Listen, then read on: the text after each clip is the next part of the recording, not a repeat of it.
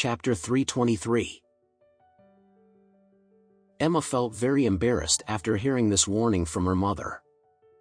She also felt that Alex was taking a big risk by giving feng shui advice to all these rich and powerful figures. In fact, it was equivalent to him walking a tightrope on the Grand Canyon, which was a very dangerous feat indeed. There were so many feng shui and metaphysics masters who had deceived many celebrities in the past, but they had all suffered a terrible death.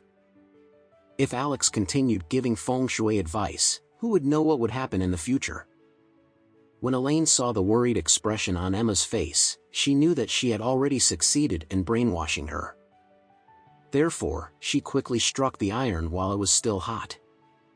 You should divorce Alex as soon as your father is discharged from the hospital.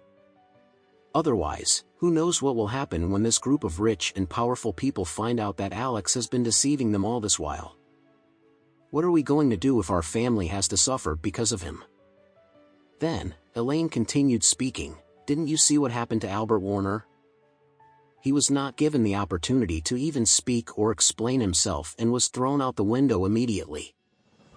How are they going to treat Alex when they find out that he has been lying to them all along? At this time, Emma replied in a displeased manner, "Mom, how could you say that? Alex just asked a genius doctor to save Dad. Aren't you just trying to sow discord and break us apart? Why can't I say that?" Elaine replied angrily. Do you know that his current situation is similar to investing in financial insurance? I do not know when there will be a thunderstorm. Once there is a thunderstorm, Alex will be left with nothing at all. Nothing. Emma replied seriously in turn, "Mom, no matter what you say, I will never divorce Alex." Even though Emma had said that, she could not help but feel very worried. She was not afraid that Alex would be causing harm or implicating her or the Richard family in the future. Rather, she was just worried that Alex would be facing a lot of dangers in the future.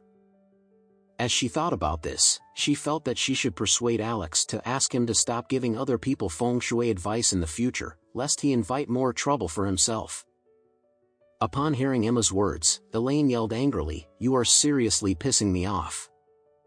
As soon as her voice fell, Alex returned to the room after sending everyone off.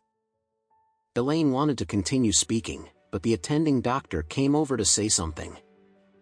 By the way, I need one of you to register and go through the hospitalization procedures soon. After that, we will start our follow-up rehabilitation and nursing procedures. Okay, Emma replied as she looked at Alex. Alex, do you have the $180,000 check that Doris refunded to you earlier? Yes, Alex nodded before he said, I will go and settle the hospital bills and registration procedures now. After that, Alex turned around and left the ward again. Elaine was very anxious when she heard that there was a check worth $180,000, and she hurriedly asked, "Check? What check are you talking about? Where did you get the check?" Emma quickly replied, "Miss Doris from Diamond Group gave me the check because they are refunding me for the office rent that I paid. They are allowing me to rent the office lot in the Blue Moon building for free." Elaine was very excited as she exclaimed, "Is there such a good thing? Wow! We've saved $180,000. Then, Elaine hurriedly asked the doctor, "By the way, doctor, how much is the hospitalization fee?"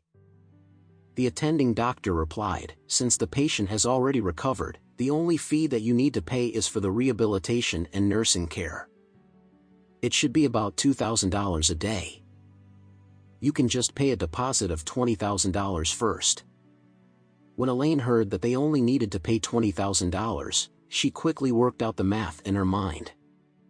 The check was for $180,000. If she paid the deposit of $20,000, she would still have $160,000 left.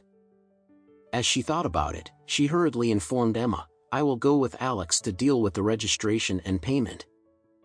Having said that, she ran out of the ward to catch up with Alex. Alex was walking toward the registration counter at this time when he suddenly heard the sound of rushing footsteps behind him. He turned around and saw that his mother-in-law, Elaine, was already directly behind him at this time. Elaine stood behind him as she tried to catch her breath and said, "Alex, give me the check. I will go and settle the hospitalization fees." Alex did not know that she was coveting the remaining $160,000, and so, he said, "Mom, you can just go back to the ward and accompany Dad. I will go and settle the bill." Elaine glared at him before she said angrily, "Why are you talking so much nonsense? I said that I will go and settle the bill. Give me the check now. You can just go back to the ward and help Emma."